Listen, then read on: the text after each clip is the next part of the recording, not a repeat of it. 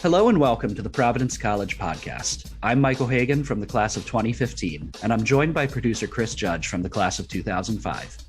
Today we're talking to Nick Espinal, a junior finance major and philosophy and writing double minor. Last summer, he was a launch intern at the accounting firm EY, where he learned about cryptocurrency. In this conversation, we'll discuss the internship, intersections between finance and philosophy, and maybe even learn a thing or two about crypto. Nicholas, thanks for joining us. Hey, Michael, how are you doing? Doing great.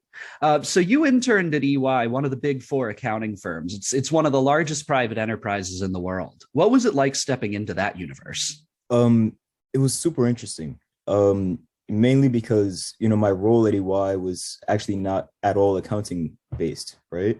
I was a consultant. So I was basically doing consulting for financial services. Basically working with Citibank for like my entire internship. And just by consulting, I mean, it was just managing best practices within like the internal processes at Citibank. I'm glad you clarified that, because consulting, that can mean just about anything. So that's interesting. What was a regular day like for you in your internship? Regular day. I would usually try to get to my computer a bit early. Mind you, they send you a computer, right? So it was only work related. So I would try to get there at 8:30, 8:45, 9. Catch up on some emails, send out some emails, schedule perhaps some calls that I want to go be on. And most of my work really revolved around plugging holes that or problems that were apparent in the everyday day-to-day business, right? So that might be if somebody might send me a spreadsheet and say, Nick, we need to format this way by this time. I'll teach you how to do it in the next 25 minutes, and then just work on it however long you need to, basically. Or if I had any downtime, I would just basically network, absolutely. It got mad at some point because I didn't stop just contacting people the entire internship long. So how did you learn about and secure the internship? And did you have help from folks at PC doing that? Yeah, no, for sure.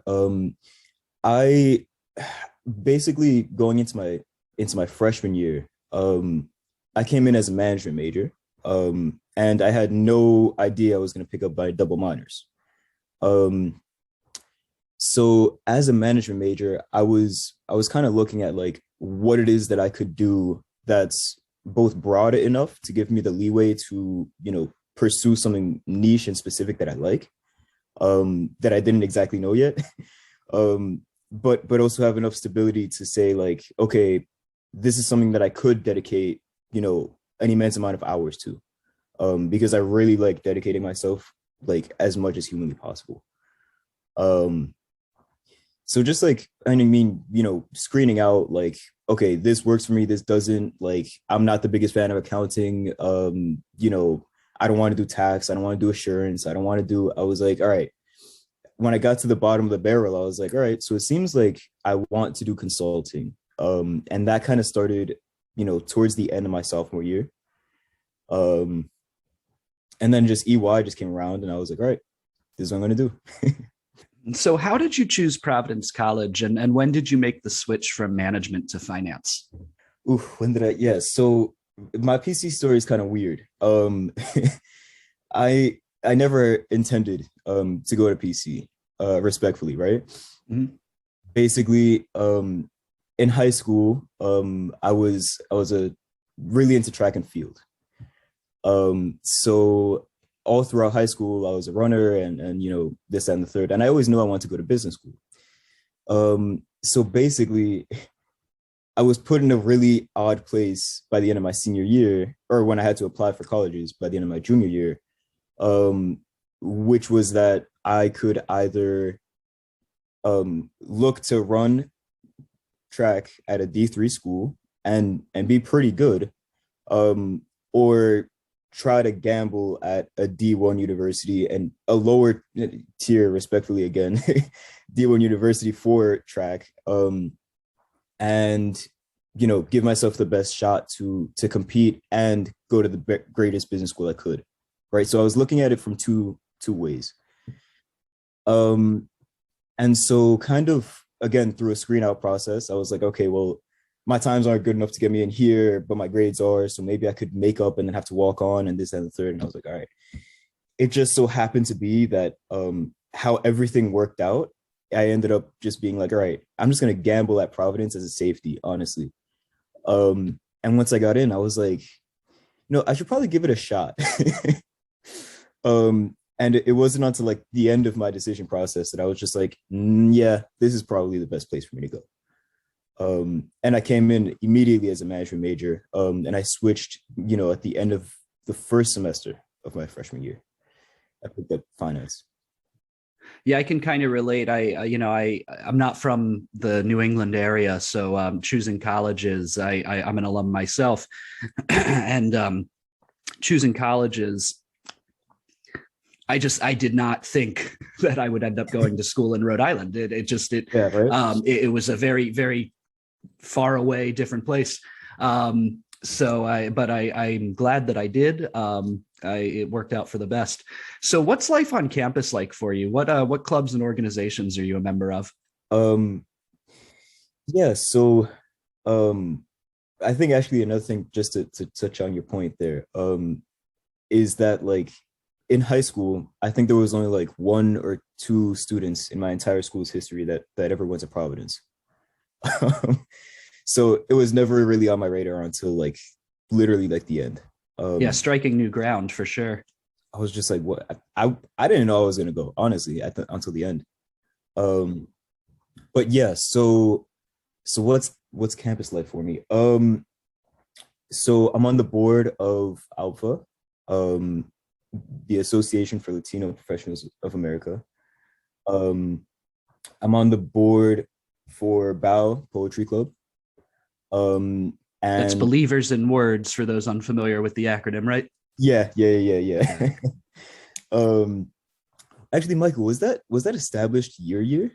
2015? I want to say it was around the time that I graduated. So I never really left. I kept working for Providence after I graduated. So things that happened kind of around between like 2014 and 2016. It's hard to remember kind of what happened before I graduated and what happened after. But yeah, I remember around the time I graduated was when Believers in Words got started. It was an exciting club to see get started. Yeah, Fiona, right? Yes, Fiona. Yeah, I knew Fiona. I believe she was a freshman when I was a senior. She might have been a sophomore when I was a senior, but we knew each other through student congress. Okay, yeah. And then she ended up being a GA, so then it's like. So I'm always intrigued by major and minor pairings that bridge business disciplines with the humanities or other areas of study. So I'm really interested in your philosophy minor and your writing minor.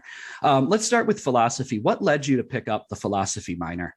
Yeah, so I picked up the philosophy minor first, which is definitely important because, at least to me, because I guess I had always had like a natural inclination towards, like trying to break down text, right? And trying to decompose like, or really decode like seemingly difficult things, right? So I almost saw a lot of rhetoric like a puzzle, right? And so when I got thrown into Civ my freshman year, I was like, okay, it's cool. Like I enjoy it. But I didn't know exactly how to best leverage it, right? I felt like I was doing a lot of work that I wasn't fully integrating towards like me as a person and like the rest of my academic journey. Because something that I noticed with a lot of upperclassmen was that, and I think honestly, somewhat of a critique about Civ is that I don't think enough people reflect on it enough, right? Like it's a 2-year class that nationally, you speak to just about anybody and they're completely astonished at the idea that you're taking a 2-year long class that covers everything that it does, right? So for me, like whenever studying the philosophy, especially, I was like, okay, like I think considering that I can't get out of this, I think I should look to to best leverage it and like give it a real shake as to how I could best implement this in my life.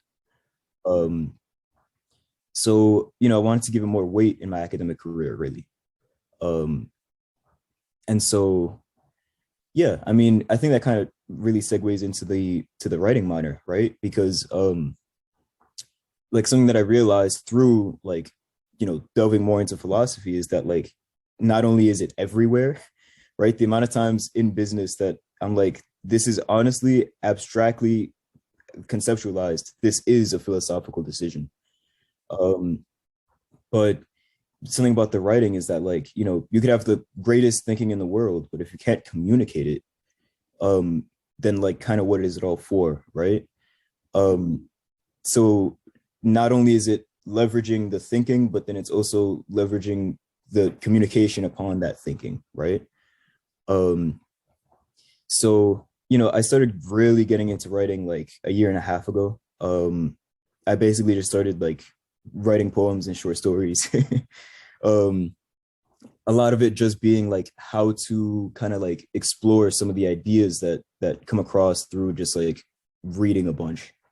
Um, and I just basically started writing and now can call myself a writer, I guess. Yeah, yeah. Well, I think, I mean, especially with a pairing like philosophy and writing, I mean, writing kind of gives us space to philosophize. I mean, writing, it creates a kind of world in which we can inhabit and explore around in and consider questions that might not necessarily come up in everyday life, but are relevant to it. So I think that's really interesting. And you kind of anticipated my next question, which is, intersections between philosophy and business. Are they something that's obvious, or is it something that you have to kind of dig and sift to uncover? And maybe, I guess, maybe what I want to ask is there a specific instance, what's a specific instance of an intersection between philosophy and business? Yeah. Um, yeah, there is. So, for me, I would say that it comes across all the time. Um, me personally, right? So a lot of people might be more interested in certain aspects of whatever business decisions or whatever is going on. Um, but I think there's always certain things to keep in mind, right? So like I'll give you a story. Um, during this semester, I had to interview for a firm. I'm not even gonna get too much into it, but it was a firm, right? Um, and I had read in my studies for the research for the interview that they had very strict um, guidelines for what they could invest in, right? Many of them being just like the regular ESG, like environmental sustainability governance programs, basically just saying that like they're not going to invest in anything that is actively detrimental towards the environment or sustainability or governance, being like anything that's like too politically motivated, too politically active, right? So I noted that when I was doing my research for the firm, and during the interview I started realizing that like the people that are interviewing me are very virtuous people, right? Which isn't something that you would exactly perhaps anticipate as just a finance major, or just seeing that these people are doing finance at the level that they're doing it. Um, to some degree, a lot of people would anticipate perhaps Hollywood glamorizing it, them being more like money hungry, like grubby people, right? Just You mean it's abstract. not all like Wolf of Wall Street? Yeah, it's not all like Wolf of Wall Street, right? Like that. So that's what, going in, I was like, okay, well, I don't even know what to expect, but I found that they had somewhat of a moral compass, for sure, right? And they were just like nice people. Um, and so a question that I remember asking at the end was like, considering that you guys have to adhere to these strict guidelines for investing, how does that conflict or perhaps enhance or detract from the goal of making your clients the most money, right? Because to call a spade, it's like that's what your job is.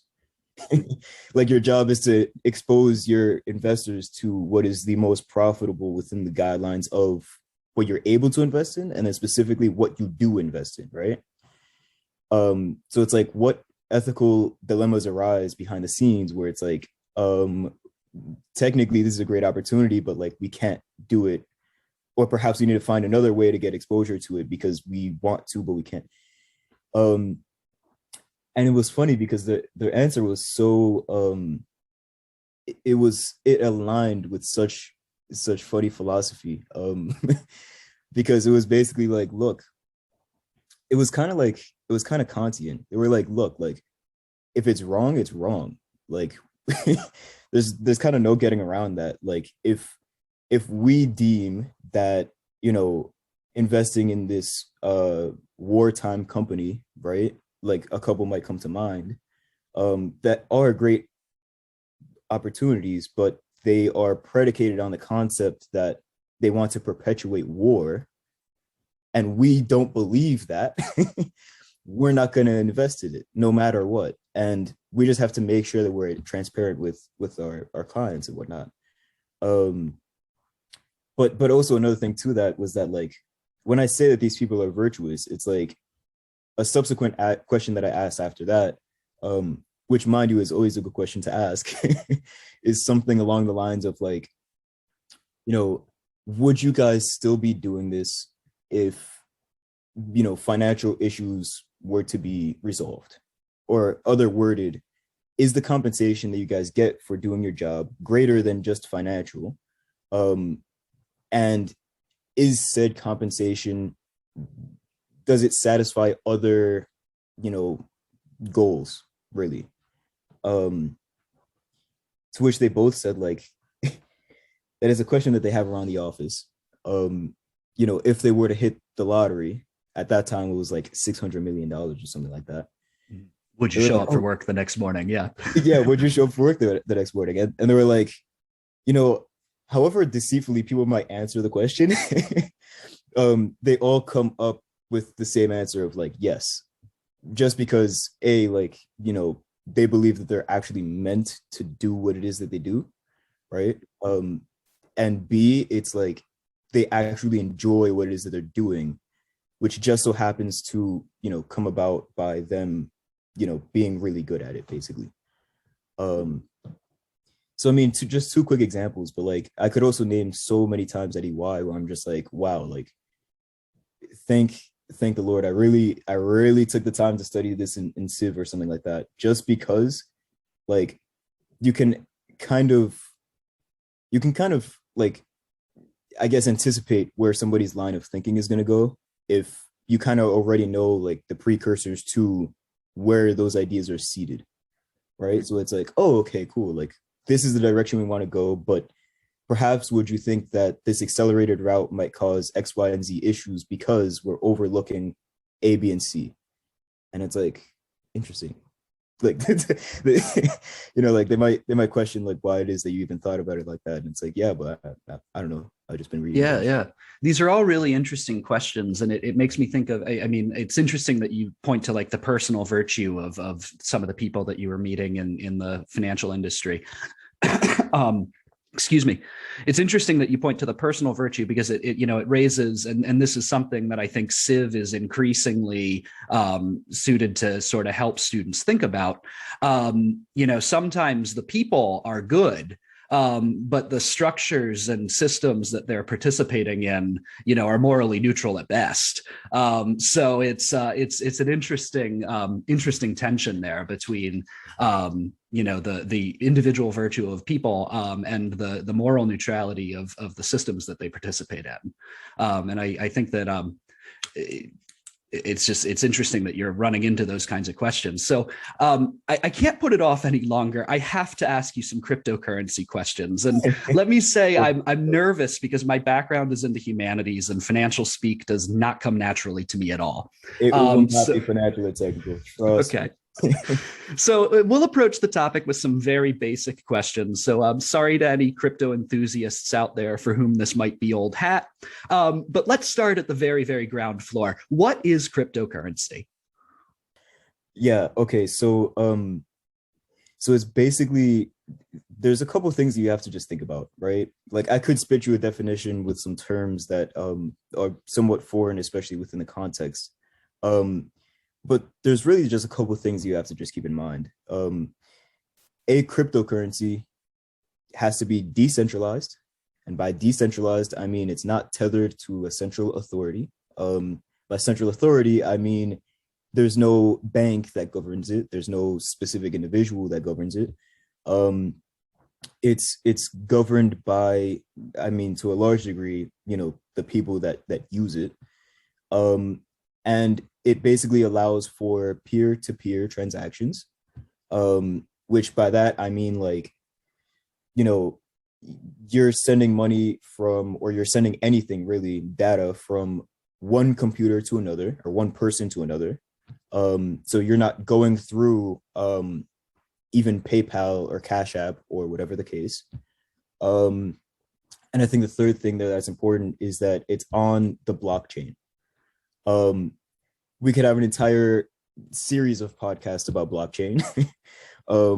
But all you really need to know about blockchain is that it is basically like the underlying framework, the underlying technology for what allows these transactions to happen. And it's kind of like, some people have equated it toward something like a huge Excel file, right?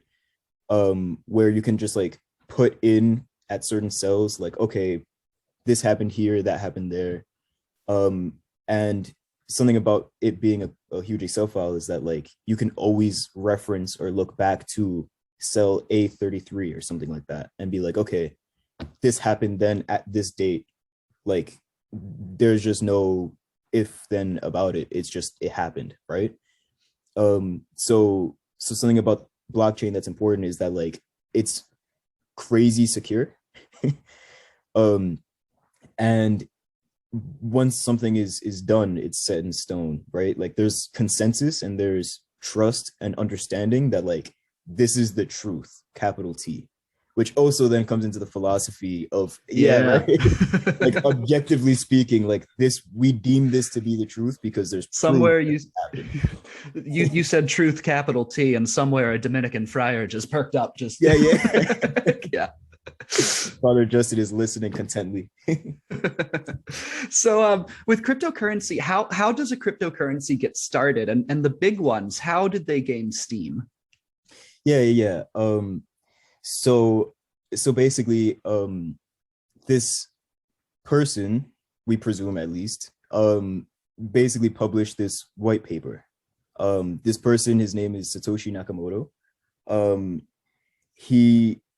I forgot the year. I always forget the year. It might be 2011 or 2013. Somebody's cringing in the audience right now. But we're talking recent history here. I mean, it's not that long ago. Yeah, for sure.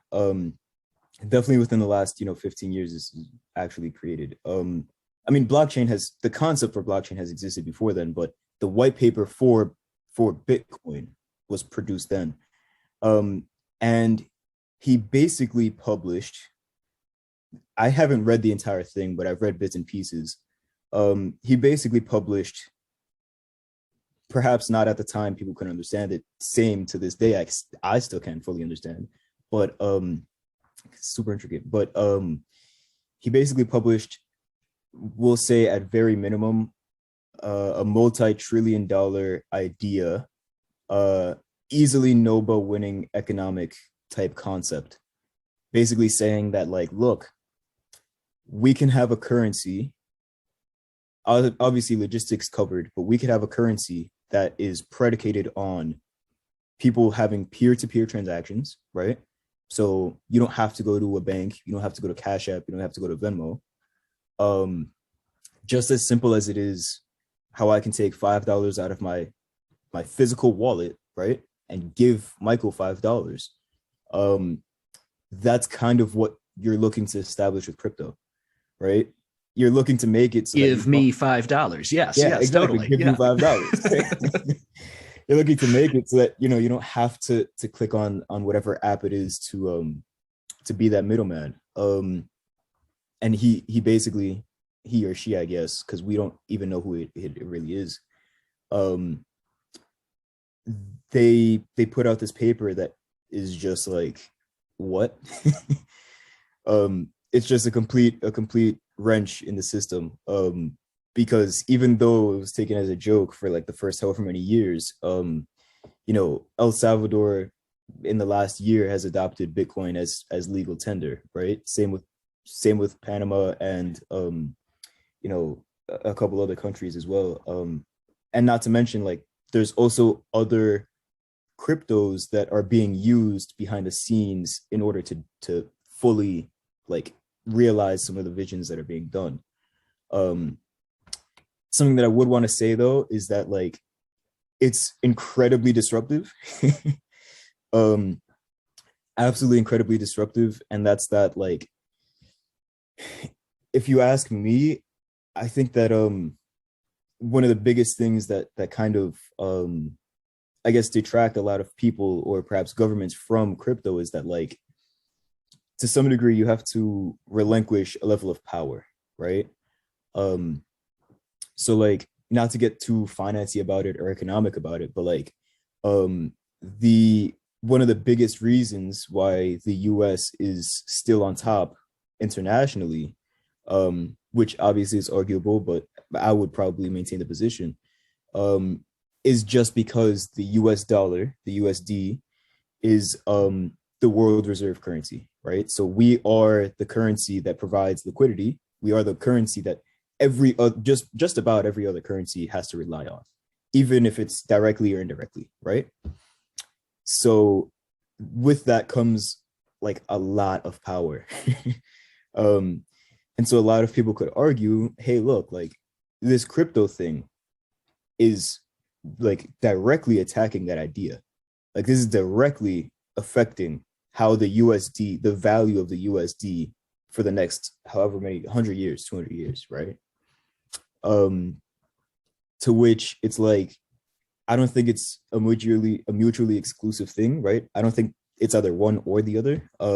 There's probably going to be some sort of integration of both. Like how El Salvador has at least conceptualized it. It's like they're legal tender, but which is to say that they have to be accepted, right? You have to some degree, most businesses have to accept it. But that's not gonna be that they're necessarily primary currency overnight, right? You're not just gonna say, hey, look, guys, every peso that you guys had or whatever the case is now Bitcoin. Like that is a really difficult claim to justify. But it's a slow integration process, but to the degree that it's happening, it's faster than the rate of change is faster than it's ever been seen, right? So like, even though over the summer, I was studying crypto like every day for multiple hours a day, like a nerd, I still couldn't not only wrap my head around the idea, but like, I'm still behind. I'm behind every day. Like, I'll watch videos and I'm just like, I realize just how little I know. Like, like I'll be looking at a video and I'm like, wait, what does that term even mean? And I'm I'm so deep and I'm like, what does this term even mean? And I have to just stop everything and be like, all right, well, I have to make another, Word doc of basically just like terms, ideas. Like, I saw this in this video that cross-checks with this somehow. Okay, now how am I gonna? It's just a lot. Yeah, I always say that part of the point of college is, it's to teach us stuff, but it's also to teach us just how much we don't know. And we have to kind of stand humbly in the face of everything that we don't know. And there's just so much to know. So I've heard advocates of cryptocurrency trading compare cryptocurrencies to traditional assets, saying that things like gold and even the US dollar that you were talking about are really only as valuable as we collectively trust that they are. Now, there's all kinds of nuances here about the dollar being a fiat currency versus a gold-backed currency and all that at play. But at a basic level, is all currency, crypto or legal tender, is all currency just a matter of trust? A matter of trust. Interesting way you worded that, right? Because if you were to say a matter of public perception, it's debatable. For the most part, yes, kind of. Answered like a true economist, right? But no, is it a matter of trust? To some degree, yes, for sure. Which is that, there's only going to be ever in creation 21 million Bitcoin, right? The supply is never going to cross that just because of how the code is written, and the very nature of Bitcoin itself. Like, you cannot have more than that. So I think when it comes to trust for a currency, that's one of the major reasons why you even have a currency, right? Like, we transitioned away from bartering, mainly so that you could have, like, probably a finance professor, perhaps Professor Caprio is cringing right now that I might have forgotten off the top of my head the top 4 reasons, but it's like, you need to have a yardstick, right? So it's like, how do you standardize things, right? Like, when you're bartering, it's like, how do you know that one person's good is equal to another person's good, when you travel however many miles? It's like, you have no idea. So at least there's a commonality between, like, one person's good, the dollar or whatever currency, and the next person's good. You need it to be like a transferable thing, so it needs to be somewhat liquid, right? You need to be able to get it. It can't just be impossible, like some sort of an idea that doesn't actually exist. And something that's important there is that you need to be able to trust it, right?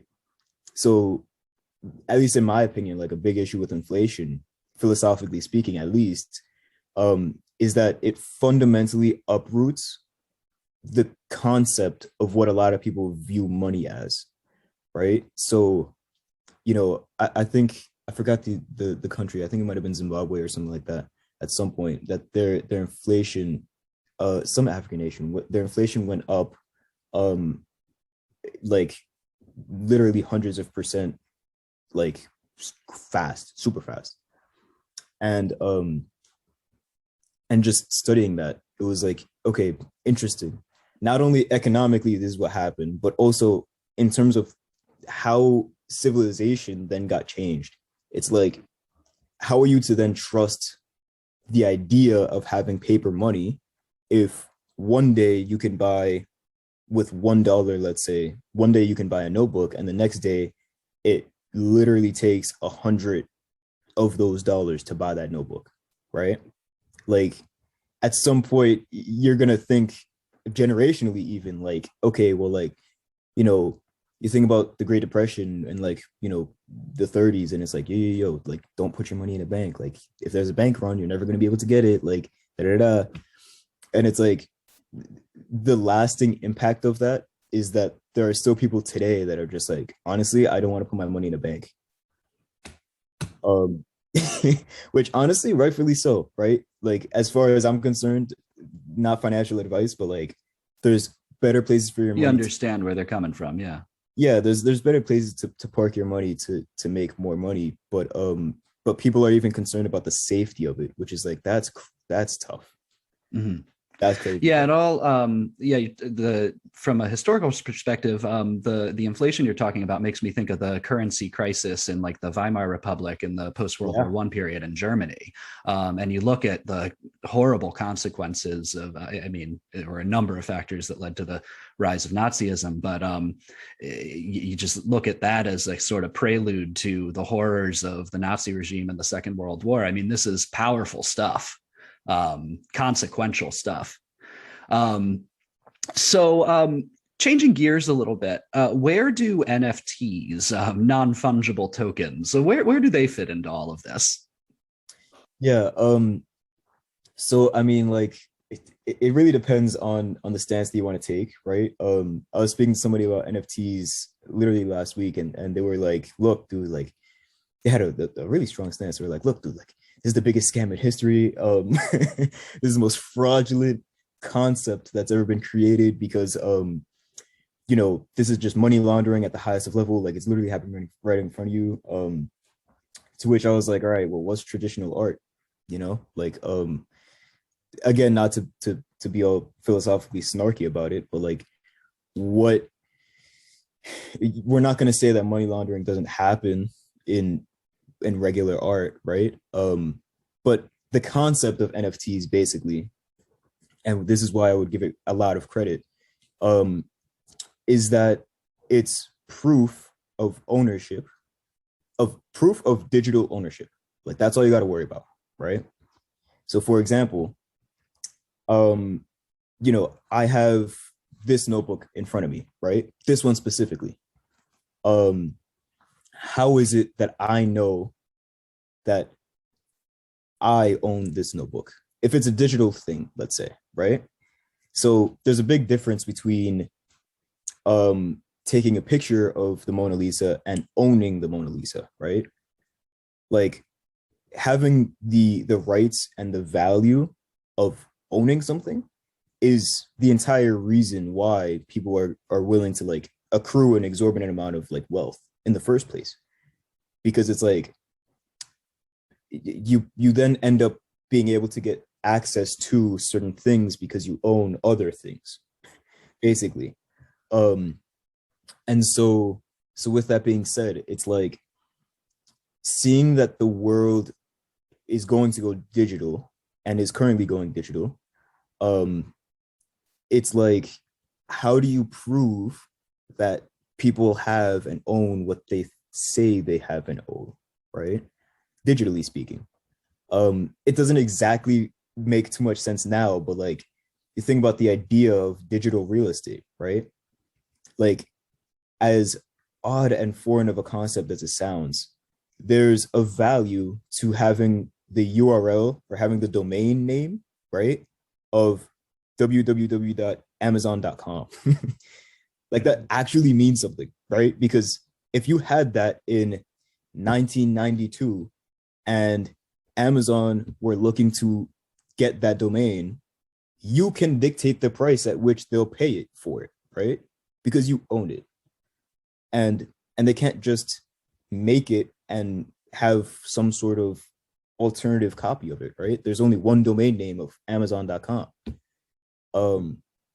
So it's kind of like a digital proof of, or verification of, ownership, almost like a receipt.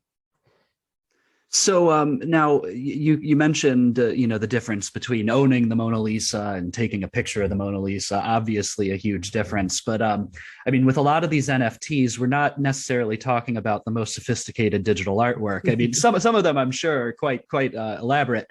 But what, like, not to be too skeptical, but what does make an NFT different from, say, like a Pokemon card? Yeah, that's a really apt comparison, right? Because this is what's important about NFTs. There's this concept, this economic concept called fungibility. That's the F in NFTs, right? Non-fungible token. And fungibility, I mean, an economist might argue with me on this, but it's basically, really, like, dumbing it down, it's like, how simple or easy is it to basically, like, reproduce a good, or to in other words, like, how unique is something, right? So if something is a one of one, right, like, there'll only be one version of the actual ownership of a certain ape, like, literally an image of an ape. If there's only going to be one version of that, basically, hopefully, you could technically, there's semantics or whatever, but for this example, like if there's only going to be one to exist, um, there's a different value to that than if there were a supply of 10,000. So there's something to be said about that, because something about NFTs that I think a lot of people, at least in the public perception, don't fully understand yet, is that this isn't about the art necessarily. There's groundbreaking art being done, and it's like super sick actually when you get but it's not about the art, and it's not about the actual NFT that you're buying. What it's about is this is another application of the blockchain, right? So this allows you to have access to and to leverage certain things, that is going to play into a much larger idea. For example, something huge about blockchain is this idea of there being contracts that'll be done on it, right? They're called smart contracts. They're basically like contracts that execute automatically, right? So once like the parameters are set on both sides, so it's like, okay, almost like imagine like the stock market. I know that you're, history and English majors, and you're probably not at all interested in it. But imagine it like any sort of exchange, like eBay almost, right? Like somebody puts out a bid and they're saying, hey, look, bro, like I'll sell this thing at $10. And somebody then fills that bid. Somebody then says, dude, I'll buy it at $10. Or they might come with a counter offer. I'll buy it at $10.25. And then they might have to meet somewhere in the middle, right? So the smart contract basically allows, via like this crazy computer algorithm, it basically allows two people to transact things online, like digital things, basically, for the most part, currently, without there being a middleman. So let's say, for example, I wanted to, okay, yeah, if I had one Bitcoin in my wallet and you had an NFT of something, literally anything, but that NFT is correlated to a deed of a house, right? Like written in the contract is the deed to the house. I can say to you, okay, I'll give you this Bitcoin for the NFT, and the contract will automatically execute it as long as I have one Bitcoin, which is verified like 100%, and you have the NFT, which is verified 100%. So what ends up happening is I give you a currency and you give me a deed to a house. And that's happening with nobody in between, right? You don't have to go to a bank, which is like, you don't have to go to any intermediary, which is crazy. Yeah, it's pretty groundbreaking. Yeah. But it's like people are too caught up in the idea that like, oh my God, dude, look at this ape that's trading for literally like, $300,000. It's like, okay, like that's the equivalent of, almost like a .com bubble type thing. It's like, okay, people just realize that URLs and domains like actually have some sort of weight. We don't know how to value it yet. So we're just going to value it at like whatever the market says, which could literally be millions of dollars. But the underlying concept, there's an idea there. There's a seed of an idea there that we might not see actualized until, 3, 10, 20 years down the line. But as far as I'm concerned, it's almost inevitable that at some point in time, whether it be that, the USD blows up because inflation is going to go crazy because we literally printed half the US circulation in the last like 2 years, as an understatement. But whether it be that there's some sort of economic issue and we now have to depend on a different form of payment, different form of transactions, different form of verification for stuff, right? There's a bunch of catalysts. But as far as I'm concerned, man, like I don't see a way in 15 years, let's say, where this isn't going to be somewhat commonplace, honestly. And we're going to go much further than, pictures of apes. And it's going to be funny, seeing, at least retrospectively, like, oh wow, like we really cared about, like, or somebody really cared about buying like this thing that now costs $2 for hundreds of thousands of dollars. But at the same time, it's like that was the first generation of thing, Yeah, and I'll be excited to see. I mean, like we'll all be watching from the college to see, someone like you with a background in finance and philosophy. This conversation and this tension about settling. How do we determine the value of these things? Where will the value level out? Is it a bubble? Is it not? These are financial questions, but fundamentally, the question of how we assign value to things. I mean, that's philosophical. So I think that you're going to be really well positioned to be at the forefront of those discussions. So I'm excited to see where your career takes you. So how would you describe the level of risk involved in trading cryptocurrency? I mean, some people describe it as the Wild West. I'm getting the impression from you that in your estimation, it's actually something that's pretty dang secure. What are the risks, and are they the same as the risks as trading traditional assets? Yeah. So imagine stock trading on steroids. Right.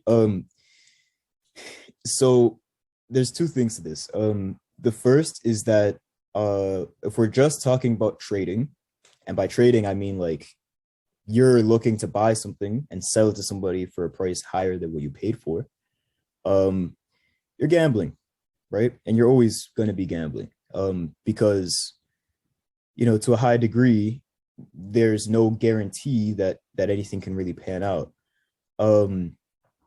So in terms of risk, while I personally don't believe it, you do have to acknowledge that this could literally go to zero.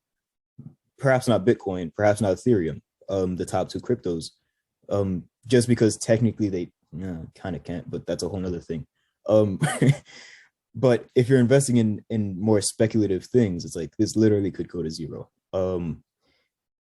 And so something that I don't think is mentioned, that I don't think a lot of people understand, is that there's defensive ways to go about investing in these things. Sure, you might not make 100% return overnight, right? Because that's also insane. But there are defensive ways to say like, okay, I'm going to guaranteed make at least, at very minimum, 8% a year, minimally, with literally zero risk, just about. And when you think about it, like that's the average yearly return of investing in the stock market anyway, the S&P 500. So it's like, you could say like, okay, Nick, like trading it is gambling and like this and the third, but it's like, at very minimum, if you want to just be abstract about it, right, to be philosophical about it, it's like, if what I've told you somewhat entices the idea, it somewhat motivates the concept that, look, I'm fine with X amount of dollars going to zero, but I'm going to buy, if I have $100, I'm going to buy $5 of Bitcoin. Proportionally, and that, like, I don't care about losing those $5 in 10 years. It doesn't matter whether or not if I'm kept or invested those $5 honestly, right? You're risking $5, but you're looking to gain in however many years, hundreds of percent, if not thousands of percent, right? So it's like, would you take that coin flip? I don't see that. Like, there could be a way in where there's a third alternative where, like, okay, you really didn't move much, right? Like, you'd like in 10 years you still had $5. That is possible, but I think that the likelihood of that is really unlikely. I think it's either you hit big or you don't at all. And it's like, if I can gain even $10 for only risking 5, I'm literally going to play that game every day. Because it's like, you know, it's just a matter of probability. Yeah. It's just numbers. I mean, but it's also like the time horizon, right? Like, I'm not going to say, Michael, like, gamble Bitcoin and look to take it out tomorrow, because I don't know what the price is going to do tomorrow. Like, I could guess, like, I can sit here and look at this stock chart and be like, hypothetically speaking, if this holds, on my personal opinion, I think that this could be the price that it's going to be at tomorrow. And right, day trader style. Yeah. Yeah. And I could be right. We'll say with a, 60% chance, 65, maybe 70. And if I'm right, great. And if I'm wrong, sucks. But yeah, as far as I'm concerned, I think that this is a whole new arena. There's a whole new thing to put money into. And I'm more likely to do this than I am to invest in bonds, because they're interesting. Right. So what's next for you with cryptocurrency in terms of studies or professionally? Are you studying crypto in classes? Or are you going to be continuing with another internship this summer? What's next? So currently, as it goes, I kind of go through cycles with crypto, where like I'll be super into it for however long, until my brain is just like, bro, like you can't, like, I can't do this anymore. So I'm currently like, I'm on a little break. I've been on a break for a couple of weeks for crypto specifically, but as it kind of goes, I think the idea is to get involved with crypto at EY, which is certainly very possible, very probable. It's just more like, to some degree, you have to kind of make a name for yourself, right? Because this isn't like a commercially like available thing, right? But it exists, and it's most likely, I would bet, going to exist in 5, 10, 15 years. It's going to be, as a matter of fact, probably huge in 5, 10, 15 years. So in terms of what's next, it's like, put myself in the best position possible to kind of like connect some of these dots that, at least in this podcast, have seemed kind of like abstractly, like, pointed on a map, which is, like, getting involved in crypto with EY, leveraging everything that I've basically just talked about. But yeah, Michael, like, it's not easy. It's truly one of those things that, like, in terms of at PC, in terms of at most colleges, 90% like, institutions, just about all of them, are slow to adopt. It isn't going to happen overnight, and there's going to be a lot of people that are going to come and go through the system that will never truly get the exposure or the service of being able to even know what it is, more than just like an ape on a screen. So last question. I've got to ask, when will you be launching Friar Coin, or an NFT with Friar Dom or Huxley on it? When's that coming? We'll say, technically speaking, if I want to, right, the licensing would probably be a problem, but technically speaking, we'll say it should have been negative however many months ago. Okay. All right. Well, thank you so much for joining us today, Nick, and best wishes to you in the new semester. We're excited to see what you accomplish in the remainder of your undergraduate career and beyond. Thank you so much. Michael, thank you so much for having me. It's been an absolute pleasure. And yeah, keep doing what you're doing. All right, great. Thank you. All right. Subscribe to the Providence College Podcast in all the usual places, including iTunes, SoundCloud, Stitcher, Google Play, and Spotify, as well as your smart speaker. If you like what you hear, please review and share with others. Thanks for listening, and go Friars.